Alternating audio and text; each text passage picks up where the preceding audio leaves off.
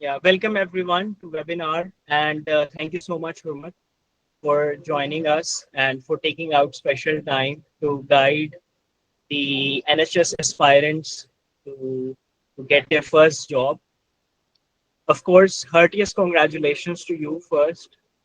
Uh, you have done a marvelous job by being in top 150 people out of 1,000 people who apply for the F2 standalone program. So everyone, we would like to dive deep into F2 standalone program, and this is an opportunity for you to ask questions directly from Hurmat and how she made all of it possible. Before I begin, I would like to give a little bit of description about Medestra. So before we begin, would it be okay for all of you to share where are you listening to this webinar and at what point in the journey towards UK you are in? So it would also help me and Dr. Hurmat to organize the talk accordingly. So can you all please tell a little bit about yourself, like if you have done your PLAB 1 or if you are done with the GMC registration. So please drop a message in the chat. Medestra is a leading education platform for PLAB 2, and it's a great academy. I myself is an alumni of Medestra, and Hurmat has also studied from Medestra. What makes it different from other academies is that it has British simulators, and it has amazing supervised practice session organized by Dr. Sara, who is a practicing GP working in the NHS for the past decade. Before I move forward, I would like to talk a little bit about myself. I am Khubab, and I'm an upcoming specialty training in Queen Elizabeth University Hospital, Glasgow. Some weeks ago or even some months ago, I was in your place. I was applying for jobs rigorously, and I applied to more than 500 of the jobs. To give you a little bit of context, I passed my PLAB 1 in 2023, and I got my GMC registration in August of 2024. I was applying for jobs, and then I came to know about the GP training pathway. I also came to know about F2 standalone program as well, but I was a little bit afraid of applying towards that. So only if Hurmat had cleared it before, she could have guided us. But the point of talking about my journey is to spread some hope, to share some positivity, because the situation for job market is quite grim. We see on Facebook every day that people are applying for hundreds and even thousands of jobs, and they haven't gotten any interview. But I feel like there's still hope around. And if you plan everything accordingly, and if you have great people to guide you, of course, you can get your first job in the NHS. So I would like to invite Dr. Hurmat Azeem to tell us a little bit about herself.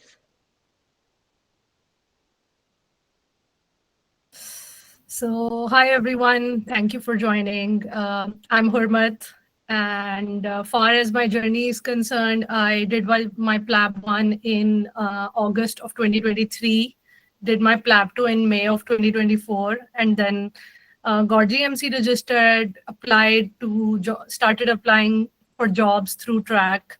And I mean, after, I guess, after 50 or 60 jobs, you start getting to know that you are not perhaps in the tier of people that are getting jobs. At least I started feeling like that after like 50, 60 rejections.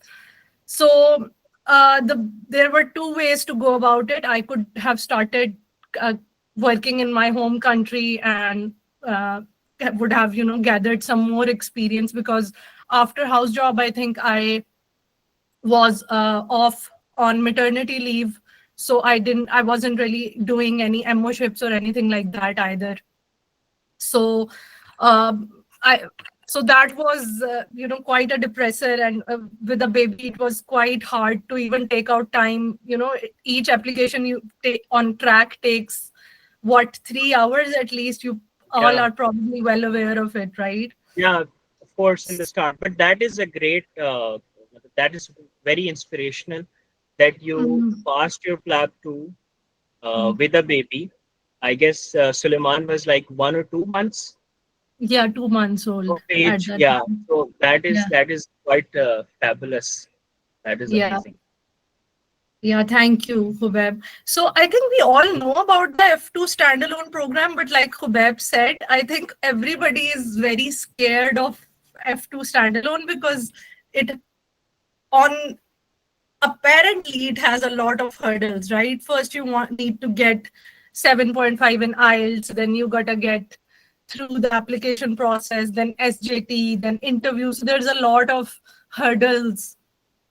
Some people that's too much, but personally I feel F2 standalone is the program to go for, and we'll shortly discuss why. Yeah. So thank you so much, Hurmat, for your introduction. Mhm. So moving forward and talking about the F2 standalone program. So tell us briefly about what actually is F2 standalone program. Yeah, so this is obviously, I think you all know that the foundation program in the UK is 2 years. Like the post graduation house job sort of is for 2 years in the UK. So before UK grads go into specialty training, they do 2 years. And most of us have done 1 year of that house job, which is FY1 equivalent back in our home countries. And we still need that 1 year to sort of fill the gap between training and that usually people fill either through working in their home country, like doing MO-ships, getting their crest forms signed, and then going into training, or people get non-training jobs, which most of us do, I guess. We all, after getting full GMC registration, we start applying through track and NHS jobs, and we try to get a non-training job, which can fulfill that criteria and bridge that gap between house job and specialty training in the UK for us. But what I really like about the F2 standalone program is it's a 1 year program. You don't need, uh, during this year, at the end of this year, you will get the foundation program completion certificate, which is the certificate that you need in order to get into specialty training. So you don't need to go through the whole, sort of mental exercise and a stress of getting Yeah, your crest form signed, finding a consultant to do that, because I've heard people who are in non-training jobs, they struggle to find a consultant who's happy to sign a crest form for them. So right. that's what, yeah, so that's what prompted me to go for it. And I was actually quite surprised because I'm not sure why more people are not doing FY2 standalone program. And I think with today's webinar, one of my aims is that more people are encouraged to, apply for this, because all the hurdles in this are just academic, Yeah, compared to just aimlessly applying on one job after the other on track. I think this yeah, is a much better program and to invest your energies into. yeah. Definitely, I think it's a great opportunity because there are like 150 posts for F2 standalone program, if I'm not Not wrong. every year. Not Yeah, every but it year. It keeps changing. varies anywhere from 100 to 300. It varies every year. I think in the past 3 years, in 2023, there were like 320 posts. Then last year there were 250, and now this year there were 150 in the first round. Obviously, then the clearing rounds come later. Yeah. So the amazing thing about F2 standalone program is that you become part of their system. So you have gotten your competencies signed. So you don't need a Yeah. trust form anymore. So you are Yeah. equivalent to the person who graduated in the UK and who did F1 and F2, because both of you are exiting from the same point. So Yeah. ignore my ignorance, Hurmat, because I thought I can't apply to F2 standalone program if I have Mm. done some work after house job, so after my F1. So Mhm. I thought if I have done like 5 months of MO-ship in Pakistan, so it Mhm. makes me not eligible to apply for F2 because I may be overqualified. So I would like you to walk us through what is the eligibility criteria uh, for the F2 standalone program. Yeah. Yeah. So the thing is, Khubeb, yeah, I think a lot of people have this misunderstanding that maybe after we gotta apply for F2 as soon as we do our house job, which is true. I mean, to a certain extent, it is ideal for you to, start investing your energies directly after house job into F2 standalone. But at the same time, it the eligibility criteria for this states that you need 12 months of internship, but you cannot have more than 36 months of total experience, like including your house job. You cannot have worked for more than 3 years. It's not so short, the criteria, that even if you've done 5 months after your house job, that you're not ineligible to apply. It's not like that. And the second criteria, obviously, which is, I think, some people think is the first and biggest hurdle to applying to F2 standalone, is that because we've all, obviously, before PLAB 1, most of us have already done IELTS, and we all struggle to get 7.5 in each domain, right? So that really, I think, sort of discourages some people, that if I didn't get 7.5, then what's the point of investing that much energy and money into it Mm. again to get a 7.5? But again, it's doable. If I can do it, anyone can do it, I think. Yeah, Hurmat, I think you're right. The major hurdle is IELTS, and I think that is surprising to me as well. That people Mm. have attained so for people who are new to this journey, let me give you a brief overview. So for PLAB 1 booking, you need to have 7.0 marks minimum in all four domains of IELTS and OET, but Right. an average of 7.5. But Yeah. for F2 standalone program, you need to have minimum of 7.5 in all four domains or 400 in all four domains. And what's surprising to me is that people prepare for MRCP Part 1. People prepare for MRCEM Part 1. I see people Mm. who are giving MRCOG Part 1, Yeah. but they're afraid of uplifting their score from 7.0 to 7.5, which is just Yeah. 0.5. So I would like you to shine some light on it, Hurmat. So how did you overcome that and lifted your score? Yeah, so could you go to the next slide? Yeah. So for me, I did not, honestly, it's not rocket science getting through IELTS. Everyone has their own resources. Since we all have given IELTS, we already know how it works, and there is no certain right or wrong way of doing IELTS.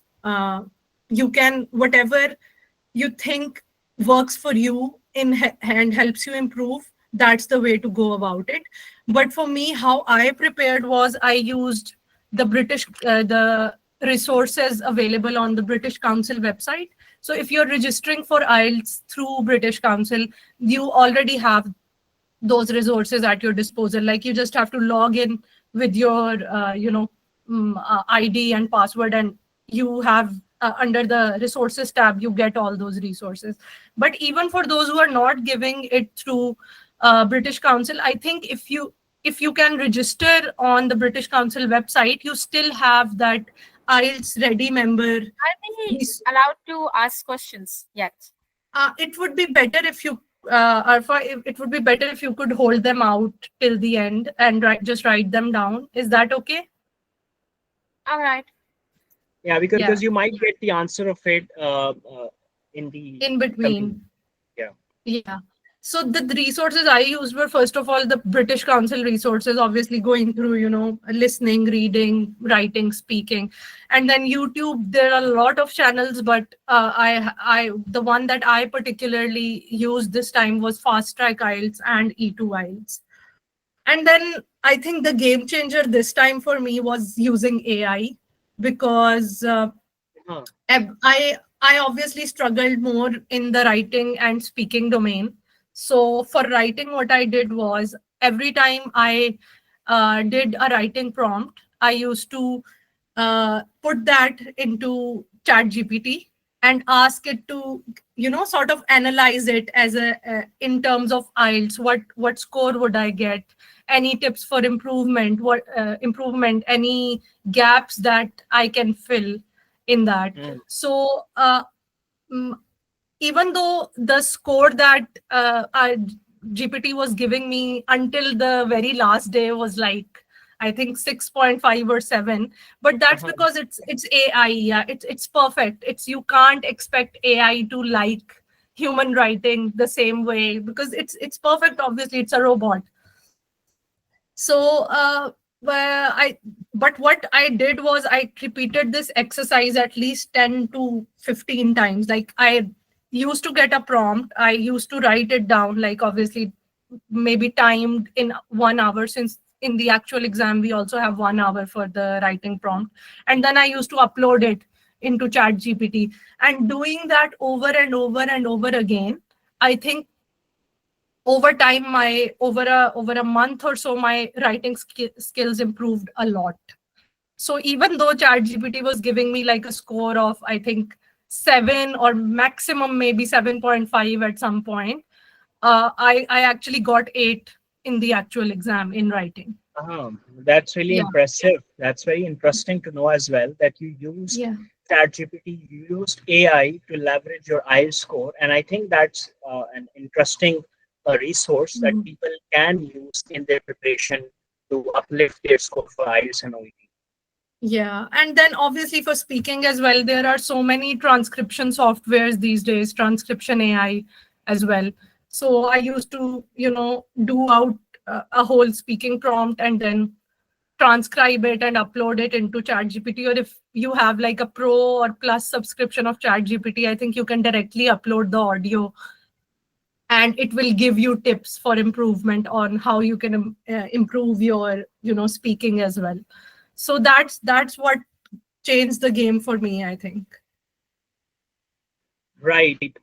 So we have a couple of chats as well. So people Mhm. are there are some people who are done with their PLAB one, and there are a Mhm. couple of people who are applying for job. They have their GMC registrations. So we will Mhm. talk more about that as well. Before we move forward, I would like to take two questions from the chat because they are relevant uh, right now. One is, does it matter which uh, which city or which place you take your IELTS? Like, there are myths going on around. Like, if you take IELTS with British Council or if you take IELTS with IDP, they have a better Mhm. chances of passing or giving you more score. So is that correct? I mean, yeah, I can't bust that myth, honestly, because I did give my GMC IELTS with the British Council when I got 7 in each, and then this one I gave with IDP because I'd also heard this myth. So Uh-huh. I mean, yeah, but I can't, No, the like, I myth can't be anymore. like, yes, if you do IDP you will get this score. But yeah, there is this myth.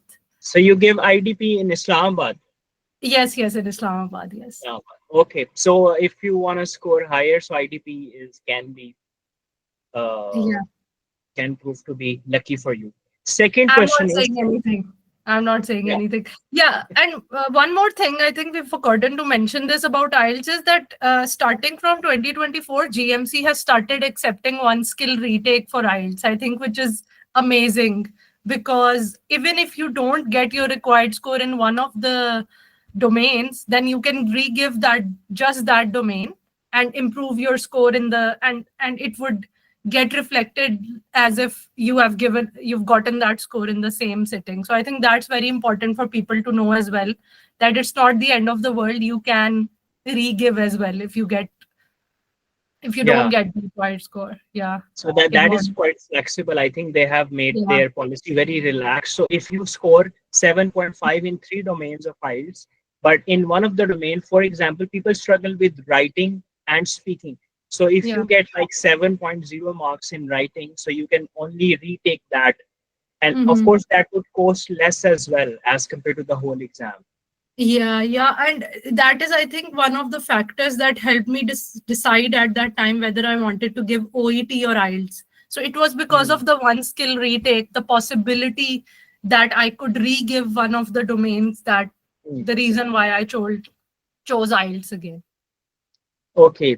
And second question from Dan is that, for example, if someone is doing house job right now or is doing FY1 right now in their own home country, so Mhm. can they still be eligible for F2 standalone program if they're Mhm. currently doing F1? When is your F1 finishing? If they could just turn on their mic and reply. No, they are doing, if someone is doing F1 right now, Mhm. like Yeah. they are in the middle of it, so they're, can they apply Yeah. for? So the thing about I think if it's finishing in July 2026, I think they replied. So I mean, it's up to you. Would you be able to give your PLAB 2 by then and get GMC registered by June? I don't think you can apply for the 2026 one uh if your FY1 has just started in June and it's or in July and it's finishing in July 26. You've already given PLAB 2, I see.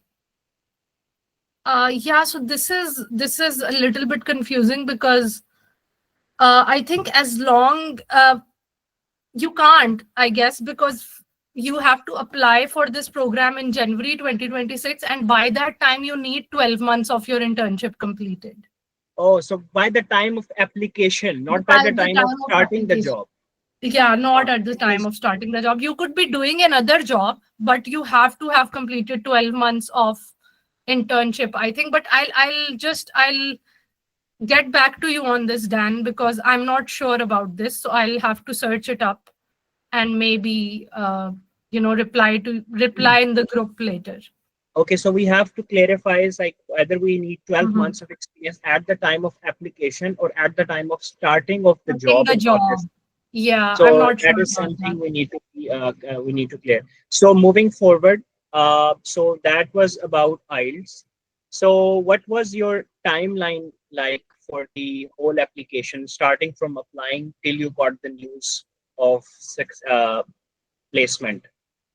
Yeah, so for timeline, I think it's given on the UK FPO website. If you'll just search FY2 standalone UK FPO, you'll get the whole timeline for that coming year written.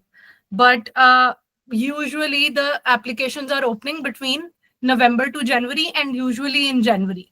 So for the application, you need your eligibility criteria ready, like your IELTS ready and your FY1 ready. Perhaps I'm not sure about that FY1 part.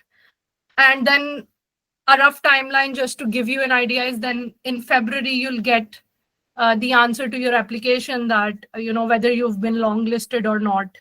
And if you have been longlisted, which I think most people do get longlisted unless they don't have the required score in IELTS or they are missing any eligibility, one of the eligibility criterias. So, and then you'll get invited for booking the SJT, and the SJT it usually happens between this time as well, like March.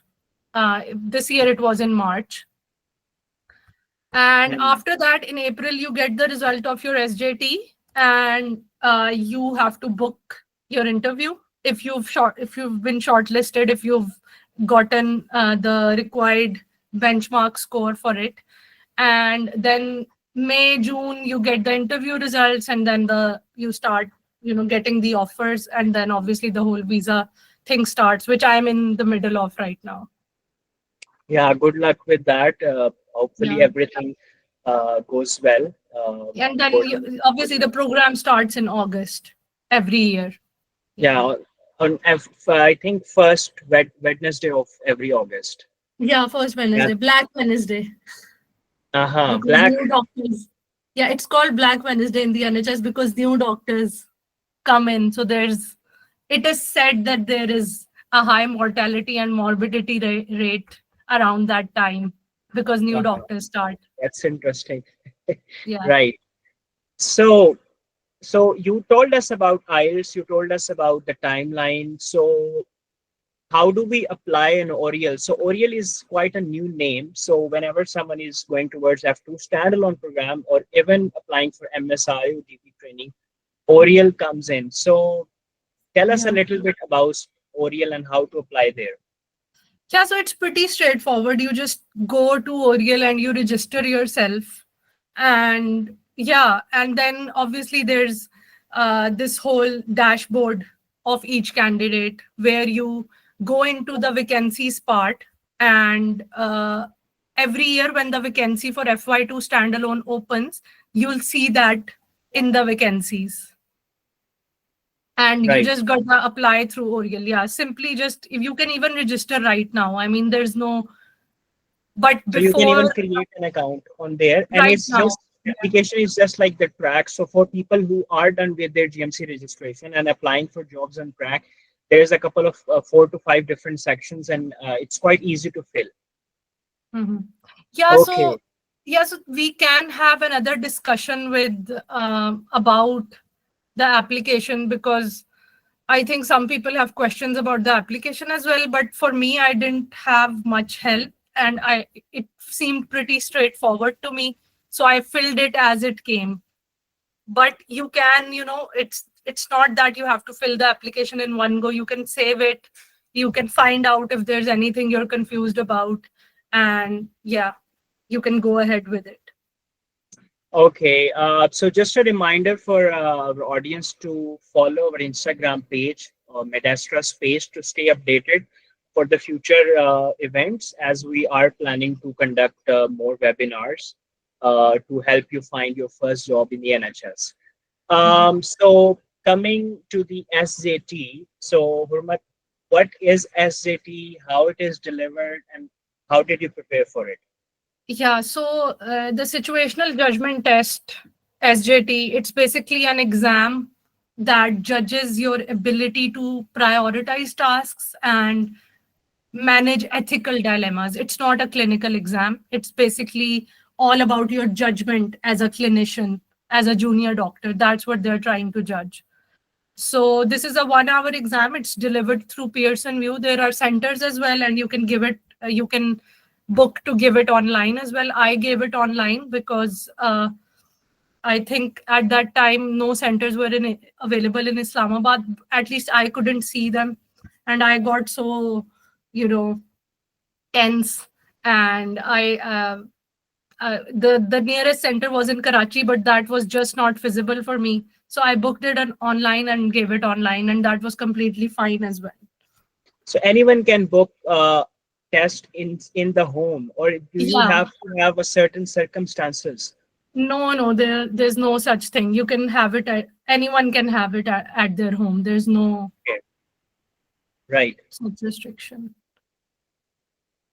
Yeah, so Okay. it has 20 scenarios, but there's a variable number of stems. So if you could just go to the next slide, Hubab, I'll show the sample question. So this has been taken from the mock exam available on UKFP of FY2 standalone page. And this is the first question on that mock. So this is the kind of question you get, which is followed by a variable number of stems. So if you just look at this one, there are 5 stems under this. Like stem A is reassure the patient that he will try his best to find out the cause of her pain. This is one stem. And for each of those stems, you have 5 options underneath, from extremely desirable to extremely undesirable. and you have to use your judgment to answer that question according to the scenario that's given. Where would you like to read out the scenario?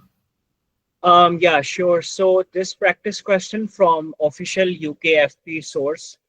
So the question says that Rami has been working in the acute admission unit for the past 4 months, and patient has been admitted for severe abdominal pain. This is the third time the patient has been admitted for the same condition, and Rami has conducted all of her previous assessments. Rami goes to assess the patient, and when she sees him, she says, "No, I don't want you as my doctor again. You cannot find out what is wrong with me. Please go and get me an experienced doctor."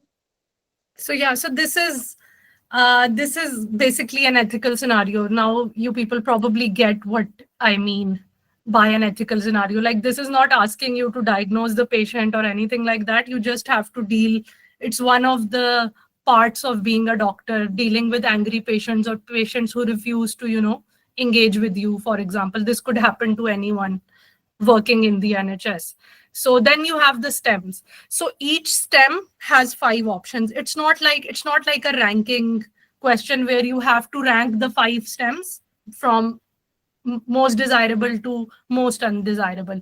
Each stem has to be independently taken into your judgment and then answered accordingly. So, for example, reassure the patient that he will try his best to find out the cause of her pain. That's extremely desirable response as an F2 doctor or as a junior doctor. Then tell the patient that he cannot help her if she speaks to him in that way, which is slightly undesirable. And offer to look for a senior doctor who is available to assess the patient instead, which is slightly desirable. And remind the patient that it is not his fault that she is in pain, extremely undesirable. And tell the patient that while she may be able to see a senior doctor if available, she may need to wait a while to be seen, which is again slightly undesirable, slightly desirable. Again, you can see both C and E have the same response. So it's not like you cannot use the same response for another stem. There can be anywhere from, I think, 4 to 10 stems for each scenario, and you have to answer them accordingly. Okay, so you mentioned which books or which resources you used for SAT, and Yeah. how was your score in those assessments? Like how much you were scoring, and how much it reflected in your original exam? Right. So if you could go to the previous slide, Hubeb. Yeah, so the first thing that you need to prepare from, which is official GMC policy as well, like what are they making the questions from? What are they judging you on? That's the GMC's good medical practice. So you need to have an idea of good medical practice and all the, basically the principles, values, and standards of behavior, professional behavior, which are expected of a junior doctor or a doctor. So that's the first thing to go to. You need to have a read through good medical practice. Read it at least once, but as many times as you read it, the clearer your head will get, the clearer you will be able to, understand which rule and which standard is applying in which scenario, for example. And then for me, I use the Oxford guidebook to the SJT. So this is a good book to start. So even the introductory chapters in this are, I'd say, pretty good. They give you a good idea of SJT and, starting as a doctor, as a junior doctor. But again, this is the guidebook for F1s, for the British grads who have just graduated and are going into the foundation program 1. So it has different kinds of scenarios. For the F2 standalone program, the thing that you need to keep in mind is that you will only have the rating scenarios. You won't have the ranking scenarios or choosing top 2. Like, I think probably Hubeb will be able to shine a better light on that, because MSRA has those kinds of scenarios as well, right? Yeah, MSRA has different questions, like you have to rank from 1 to 5.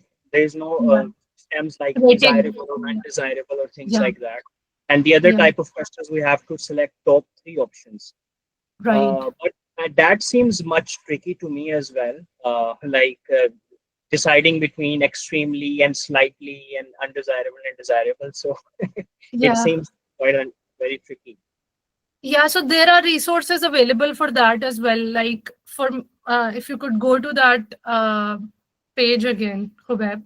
So there are Yeah. academies that are offering courses on this, like eMedica and Aurora, but again, they are not necessary. You do not have to take those academies in order to be able to get through this.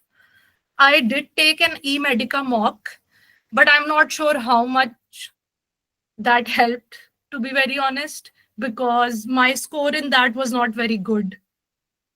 Again, I don't remember the exact score, but it was not extreme. I wasn't extremely happy after that. And I feel like the questions that are given in this SJT in the official exams, you cannot really expect and gauge what kind of questions you will be expecting. Like for PLAB 2, we have a lot of resources and extensive resources available to in order to read and to get through PLAB 2, but it's not like that for SJT. So if you have a good command over good medical practice, if your judgment as a doctor is good, which we all, I think we do have a judgment already in as F1s. We already know and have faced various ethical dilemmas in this time as F1s. So we do know how Right. to deal with this sort of thing, but just brush up that judgment by getting a good command on good medical practice. That's what I would say.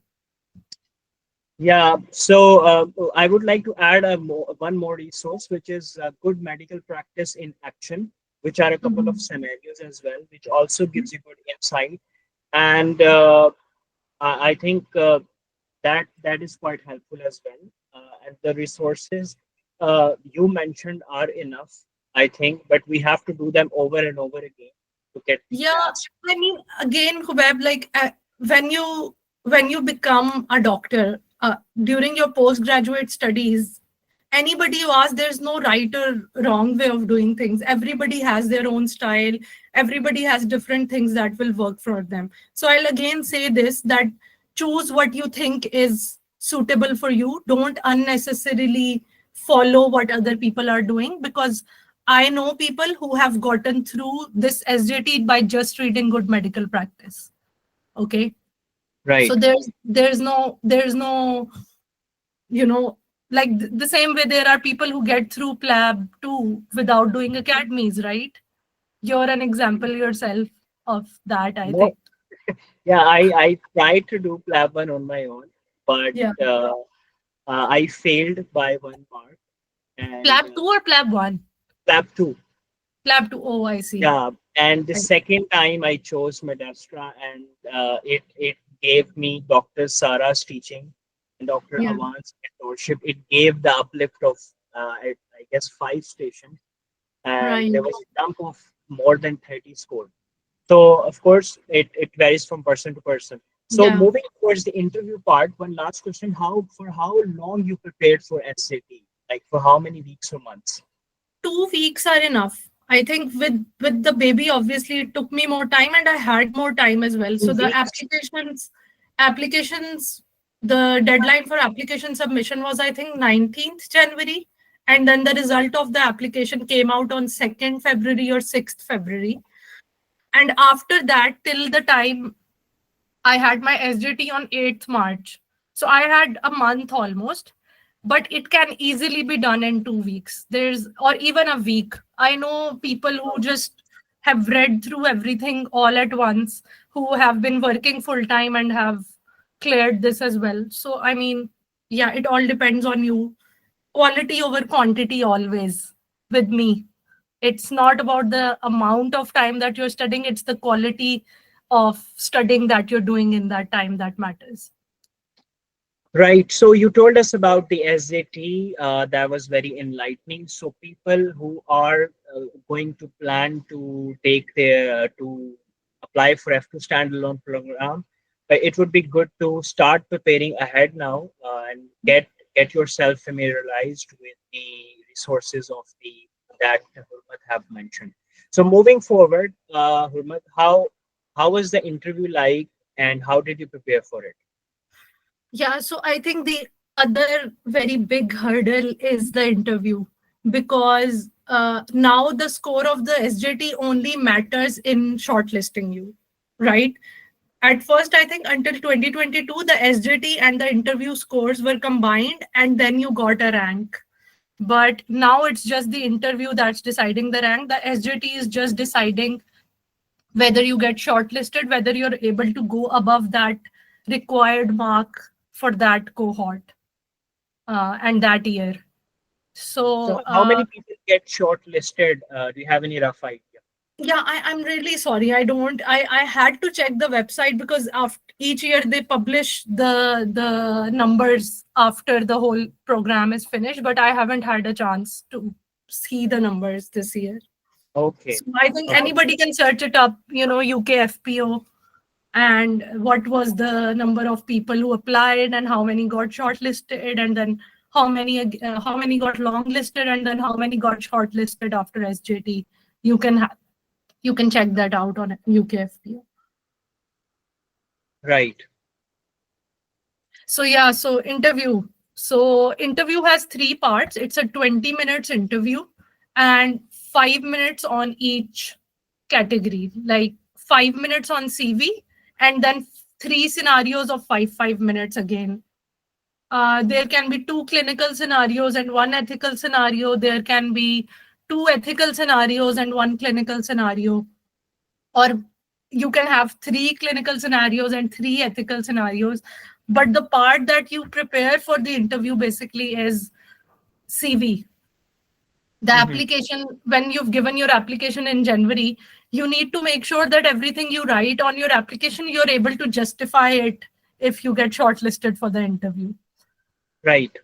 Yeah. So So how important is the CV? For example, if I have gotten my GMC registration and I am planning to apply for F2 standalone program next year, so what should I focus on as a part of my CV? Because people ask around, should we do researches? Should we do publications?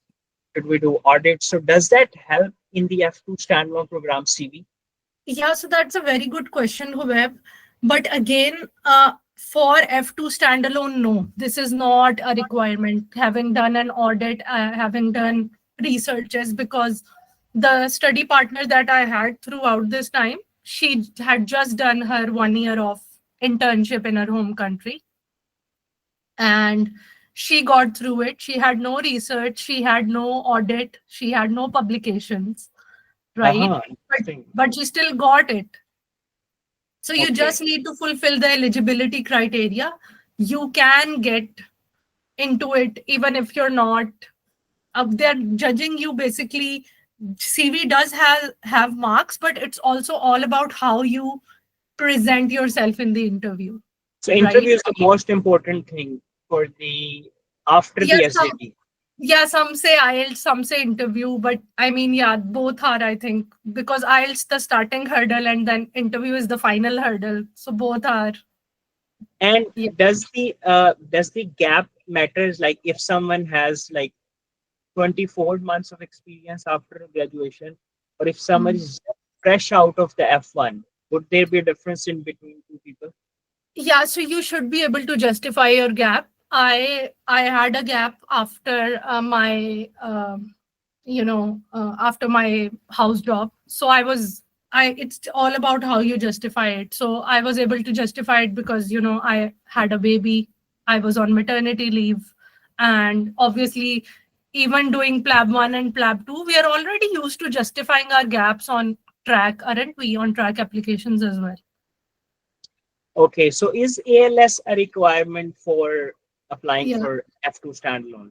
It's not a requirement for applying, but you have to you one of the criteria in the application is that by the time you start your post, you should have your ALS and ALS or ILS.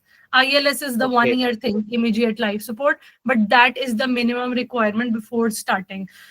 And for this also, right now I'm trying to sort of liaise with my trust on this, once I get through the visa process, I'll probably be asking my trust that if they're already offering it during induction, some trusts are, then you got to take that opportunity instead of spending money yourself and booking an ALS. Okay. You can just, it varies from trust to trust. So I don't even know even right now, even if my trust will offer ALS or ILS during the Right. induction or before the program starts. But yeah, But the this is good a news thing. is it's not a eligibility criteria. It's You not an can eligibility choose. criteria, but yes, you have to, it is one of the questions on the application that you have to take responsibility for having done ILS before you start working. So yeah, Okay. Okay. yeah. So you were telling us about the interview. So how did you prepare for the interview? Yeah, so for clinical scenarios, I think there wasn't much time after the SJT result. There were barely like 2 to 3 weeks before the interview date. So I was only able to go through the Oxford Foundation program book, the emergencies part of the Oxford Foundation program book. So that's the most important. That's what everyone says you need to go through in order to prepare for the clinical scenarios part. Because see, CV is just the first 5 minutes, and then you have 15 minutes in which 5 minutes each are being spent on clinical and or ethical scenarios. So you need to prepare well for that. You can't just be like, okay, uh, CV is the only thing in my control. There's the clinical scenarios and the ethical scenarios that you can prepare for as well. So I use the Oxford Foundation program book. You could see it on the next slide, I think. Yeah, so this is the book that I used. I was only able to go through the emergencies part, but that's good enough. Basically, in the clinical scenarios, what they're trying to judge is what, as a junior doctor, if you're getting a patient, what are you thinking and what your actions would be as a junior doctor? So it's pretty much similar to PLAB2, I think, like the Simman station that we get in PLAB2. So there's a sick patient and we are taking them through, till they are managed and stable, right? So that's what they're doing here as well. They'll give you a scenario which is very similar to the PLAB2 scenarios that we get. And then they'll be asking you, okay, what are you thinking, for example, right? And what would you be doing in your capacity as a junior doctor to stabilize the patient? Right. So the interview is for 20 minutes, right? Yeah, 20 And minutes. how many 5 minutes. people are in the panel? 2 people, 2 to 3 panelists, I think. 3 people take this, and you have like 2 to 3 different stations, each comprising for 5 minutes. One is Yeah. for tell us about yourself, and then the ethical scenario, and followed by a clinical scenario. 2 clinical scenarios or 2 ethical scenarios, or, like I already said before. Right. Okay. So that was about the interview as well, and Yeah, so there's we've missed this book. So for the ethical scenarios, again, you can use this book, but again, it's not necessary since most of us have done PLAB2. We do know what kind of scenarios we can be expecting in the interview as well. So there are people who have just prepared for PLAB2, and from PLAB2, they already know the kind of scenarios that are being asked in the interview as well. So that's what they're judging you on. You being a junior doctor, being an F2, your communication skills as an F2, and obviously the CV as well. right. Those Okay. are the 3 things. Thank you so much, Hurmat, for walking us through the whole application. So we talked about started from the eligibility criteria, then preparing for IELTS, then preparing for SAT, and then finally the interview. So after how much time you get to know about your result of the interview? I think it's just a week, some days to a week. Some days to a week. Yeah. Okay. I would take some questions from the chat. So Arfa, she has asked, have you given? Yes, Arfa, I have given MSRA. and she has asked about the timeline for this interview and the eligibility. We have spoke about the eligibility. Yeah, so Okay. Arfa, we already talked about this, right? So application, then you get longlisted for SJT, then you clear SJT, you get shortlisted for interview, and then after the interview, you get the job. So another question. So can you please elaborate a bit? A question by Farah Anwar. How they put forward these scenarios and how are you supposed to respond? Is this like a viva or is this like a role play? Yeah, so it's not role play. I think this is a whole separate webinar. Like if we start talking in detail about the interview, that will take a lot of time. But briefly, I'll tell you, it's not role play. It's basically them asking you, okay, you are F2 in, like I'll give an example. For example, you are an F2 in GP. A patient has come for their routine bloods, and the patient is 65-year-old male, and he tells you that yesterday he had pain, he had chest pain that was radiating to his left jaw and shoulder, but that got okay by night time, right? So what are your next steps? That's how they ask. So you So are going to tell them yeah, what's really what needed. are you thinking? Yeah, they're pretty similar to PLAB2 scenarios, isn't it? Like that's what we read before we go into the room, right? So how do you reply to that question? Yeah, so I would obviously say, okay, so this is an old patient who's getting chest pain, and we know the criteria that chest pain within 72 hours, that's kind of a cardiological emergency. So this patient needs to be. I am obviously going to go in, assess the patient, talk to him, you know, assess the vitals. But before that, they just want to know what you're thinking. So I have very good videos that are present on YouTube on this.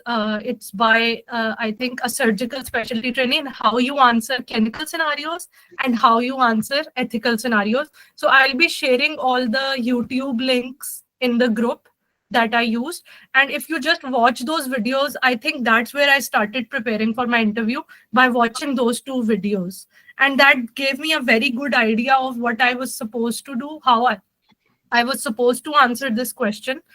And obviously, in between, there's cross questioning as well. So it's not like the CV station starts and you start speaking about your CV for 5 minutes. No, it's not like that. You should aim to introduce yourself or walk through your CV within 1 to 2 minutes. And the rest, they will, ask you, they'll cross question you. They might interrupt you at 1 minute. They might not interrupt you for 2 minutes. And same is the case with all the other stations as well, the clinical scenarios and the ethical scenarios. You will get, if they think you're, if they've got the enough from you about a certain question, they'll move on. Like, for example, I would be cross questioned about, okay, what are the tests that you would be ordering if you were F2 in cardiology in the hospital, right? What is the first thing? Or they would just ask, okay, you're the F2 in GP, are there any tests that you want to do, any investigations while the patient is still there? So I'll say, yes, I'll do an ECG. Okay, just to get to know what's happening. And I don't think we do TROPS in GP, do we? I don't have to about that. I don't think. Yeah, so again, if you read through the foundation program book, you'll get to know about these scenarios as well, and you'll get So an idea of how you are supposed to manage that patient. But I will be sharing these videos. In fact, I think I should share them just now in the group. Yeah, I think that is a very good resource because even if for any other interview as well, not just the F2 standalone program, for other interview, if you're applying for jobs, have that book of Oxford Handbook for Foundation Doctors is a good book, as well as this book shared, which is by ISC Medical for medical interviews. So the other question by Riba Mustafa, how many days it took for you to prepare for the interview? For the interview? Yeah. Yeah, I only had 2 weeks. So I prepared within that time. It can be done in 2 weeks. Yeah. Can be done in 2 weeks.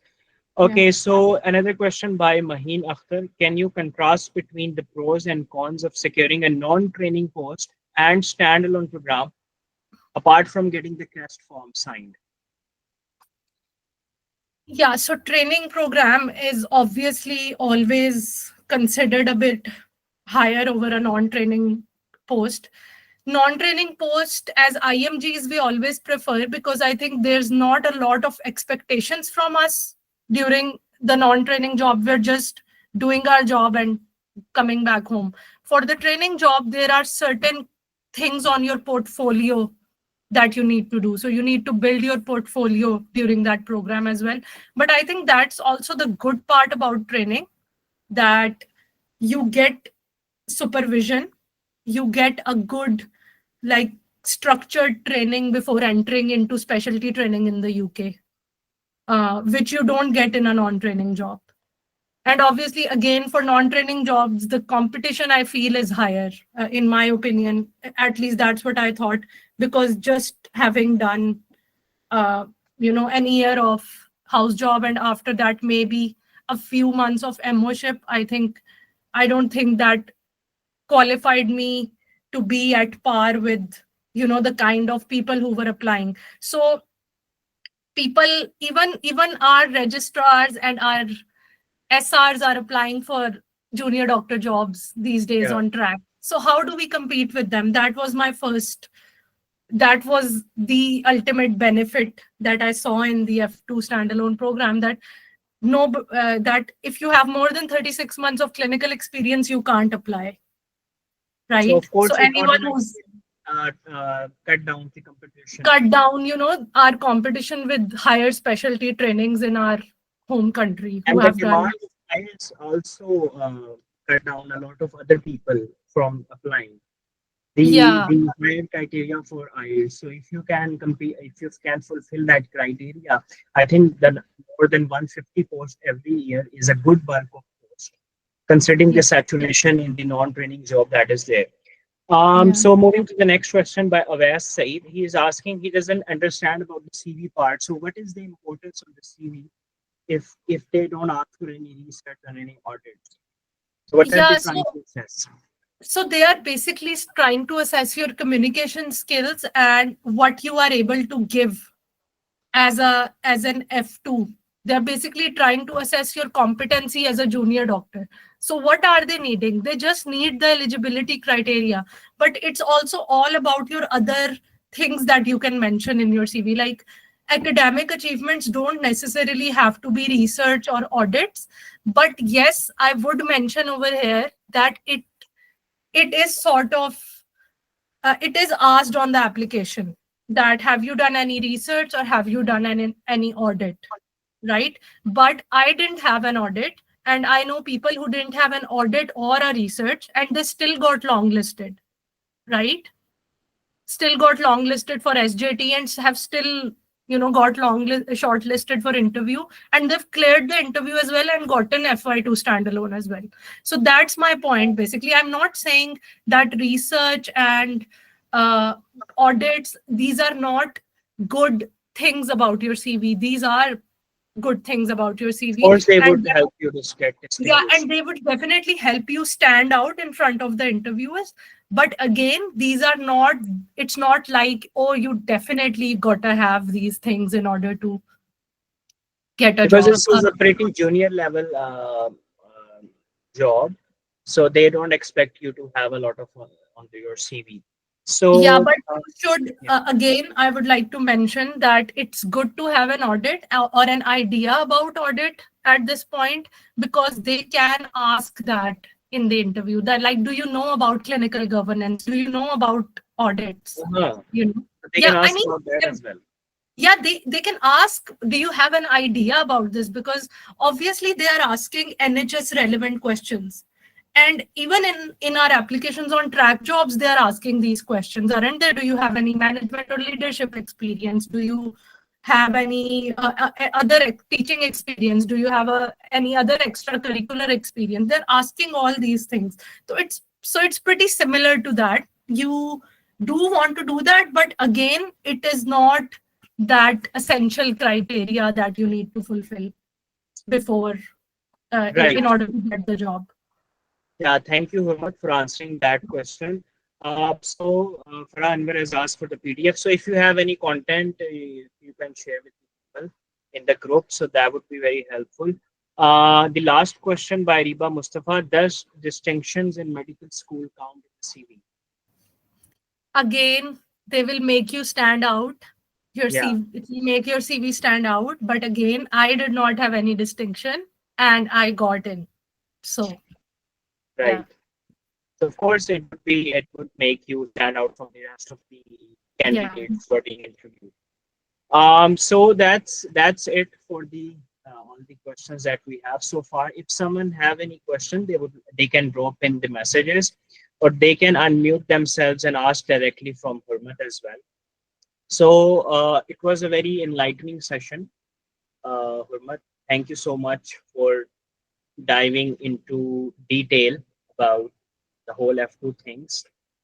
Mhm. So Yeah, if thank you you have for any that. more questions. So thank you everyone for joining the webinar, and special thanks to Hurmat for giving us her expertise, her valuable experience. Um, okay, the last question we have, can you walk us through how you spoke about your CV and what sort of cross questionings was done? Yeah, so again, interview can be another webinar, but I'll just briefly answer this. So when the interview started, they were like, okay, hi, how are you? And then they said, okay, walk us through your CV, walk us through your clinical experience. So this is how I started. I was like, hi, I'm Hurmat. I'm an international medical graduate from Pakistan. I completed my MBBS with intercalated BSc in 2022, after which I did 1 year of house job, which is equivalent to foundation year one.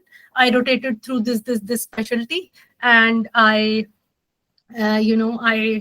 learned clocking, I day-to-day management of ward patients, what they are basically expecting of you as an F2, right? Those things.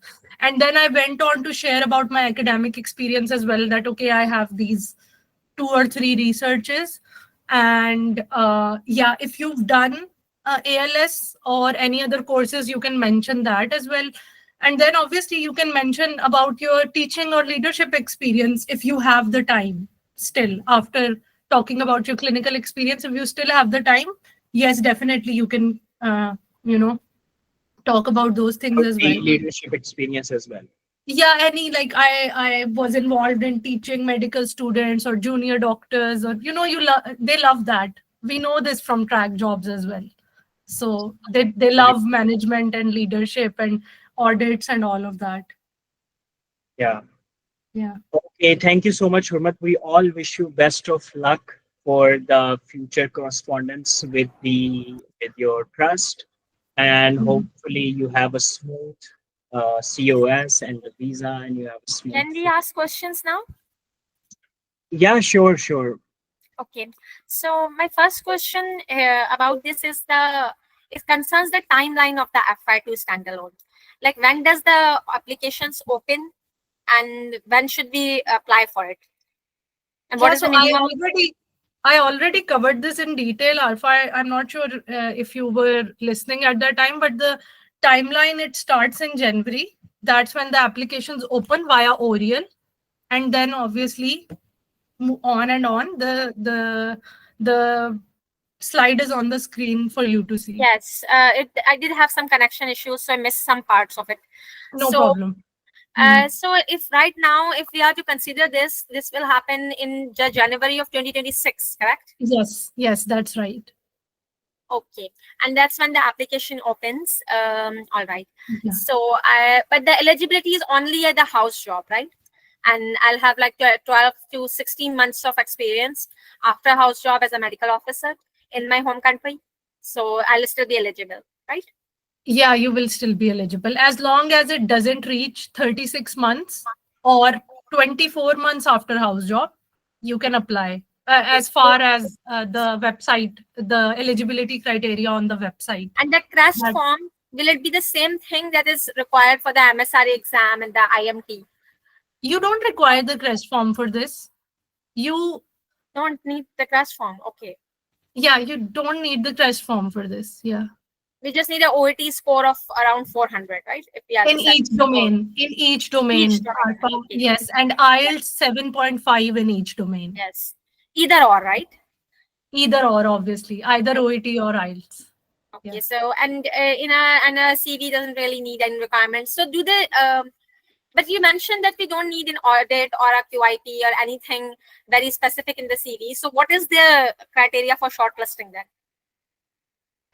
Again, I mentioned this long listing criteria is you meeting the eligibility or the essential criteria, which is 12 months of clinical experience, IELTS 7.5 or OET 400 in each domain, and having a primary medical qualification by then. Okay, so That's the everybody gets longlisted then who has the OET score. Yeah, and who doesn't have 36 months of experience in total. Okay. Yeah. Okay. So I also have a 2-year gap and not a very valid justification for it except going abroad, but I will still meet the criteria, right? Yeah, so that it's all about how you justify that gap. I'm not sure if that much, because I think any gap more than 6 months is looked at in a bit of a light, Yes. if you know what I mean, right? So it's all about how you justify that gap. What were you doing if you were traveling? Were you doing any non-clinical work at that time? Were you volunteering? Were you doing freelancing or something like that?